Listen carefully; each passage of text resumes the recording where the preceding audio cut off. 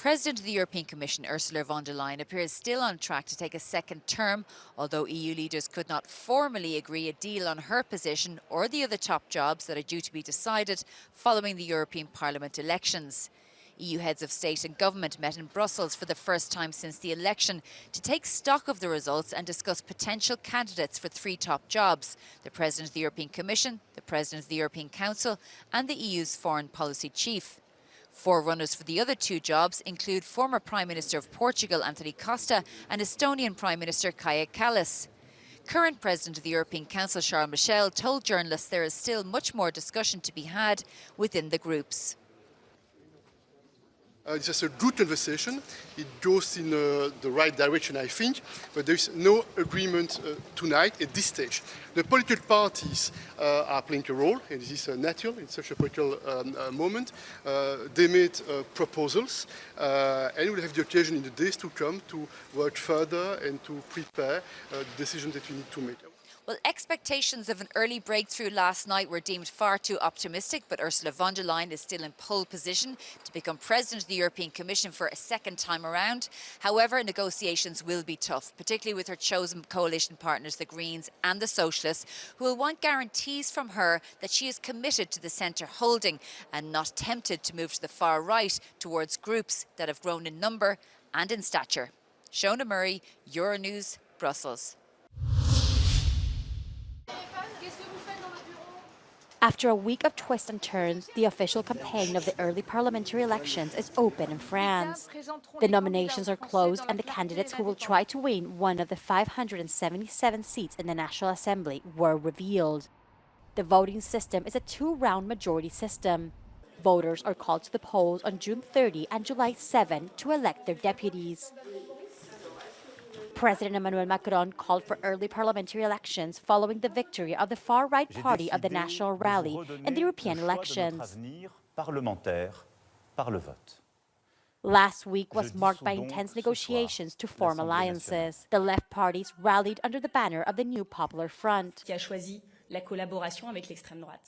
On the right, the alliance of the Liberal Conservative Republicans Party with the far-right National Rally has aroused controversy. Meanwhile, demonstrations against the far right took place throughout France.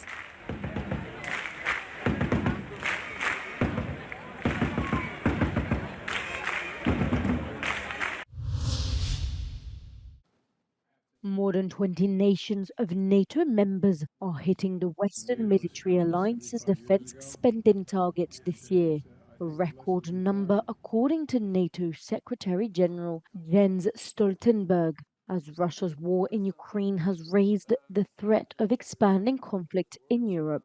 The United States' military presence in Europe remains essential for the security and stability of the European continent. But Europeans are doing far more for their collective security than just a few years ago. They lead combat-ready battle groups in the eastern part of the alliance. They have increased the readiness of their forces. They have strengthened NATO with highly capable Finnish and Swedish militaries joining our alliance. The increase in spending reflects the worries about the war in Ukraine.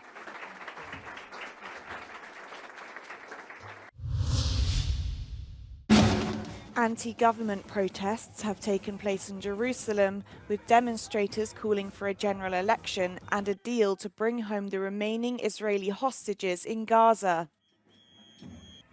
According to local reports, 100,000 people joined the rally, which saw clashes between police and protesters near the house of Prime Minister Benjamin Netanyahu.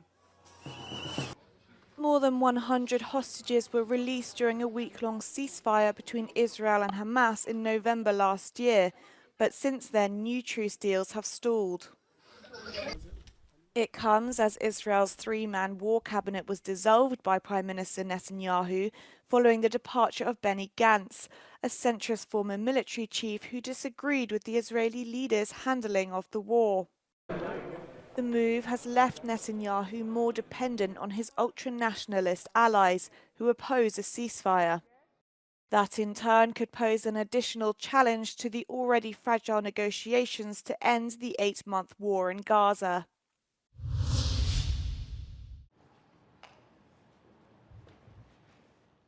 The law on nature restoration has been adopted by the European Union after months of negotiations. Meeting in Luxembourg on Monday, the environment ministers reached a qualified majority. The law aims to restore at least 20% of the bloc's land and sea areas by 2030. This is a relief for environmental organizations. It is historic because it will really set legally binding targets for member states to start restoring many degraded ecosystems, from forests through freshwater ecosystems, to restore nature in cities, to restore pollinators. So it's really very important. The adoption, however, has caused a political stir. All eyes are in Vienna, which has shifted the balance of power between the capitals. Austria's ecologist climate minister has validated the law, making it possible to obtain a qualified majority, a decision that runs counter to the line taken by the Austrian chancellor. The head of the government, who comes from the center-right, said that his country intended to abstain, a choice ultimately rejected by the minister. I know I will face opposition in Austria on this, but I'm convinced that this is the time to adopt this law.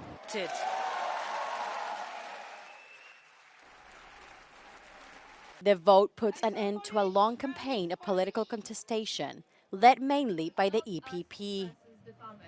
We are all on this. It's not even a debate about nature restoration anymore. Es una ley que apuesta por el diálogo para poder conseguir una restauración de los ecosistemas, dando una oportunidad a que el conjunto de actividades económicas que dependen directamente del buen estado de conservación de la naturaleza puedan seguir desarrollándose. In the long term, the law aims to restore all ecosystems in need by 2050. The member states will now have to submit their national plans for implementing these commitments to the European Commission.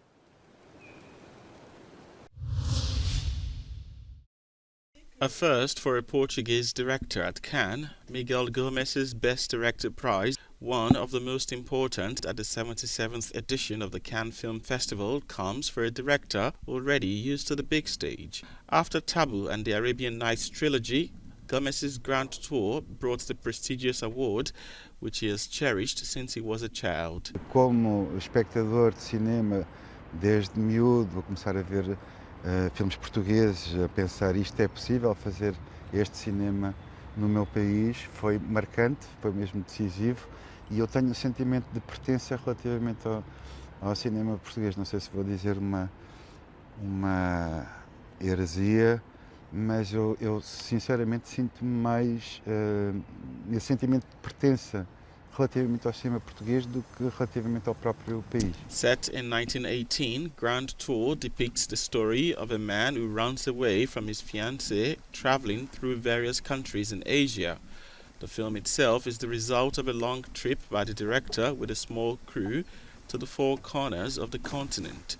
Miguel Gomez thus wanted to combine two facets, documenting the real world and creating another, an imaginary Duas one. possibilidades do cinema: registar o mundo tal como hoje o conhecemos, colocar uma câmara, ir para um sítio, filmar aquilo que está à nossa frente, e por outro lado inventar um mundo, inventar o nascer do sol ou o pôr do sol num sítio onde não há janelas, que é o espaço do estúdio. Eu tentei fazer um clássico filme de aventuras, mas trabalhando a partir dessas materiais tão diversos. Grand Tour will debut in main cinemas after the summer. Gomez hopes that prize he won at Cannes will enable him to finance his next project, an epic film based on the Brazilian literary classic The Hinterland by Euclides da Cunha.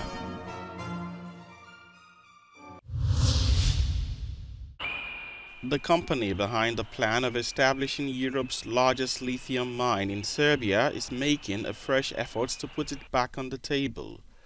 In 2022, following massive protests, the Serbian government stopped the Jadar project.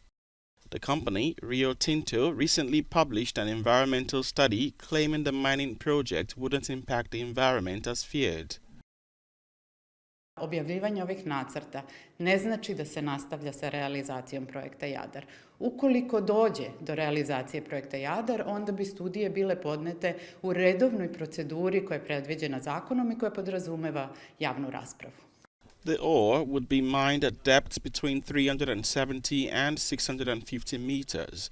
2 years ago, the Serbian Academy of Science and Arts announced the implementation of the Jadar project would have devastating effects on the environment. The project is valued at nearly 200 billion euros.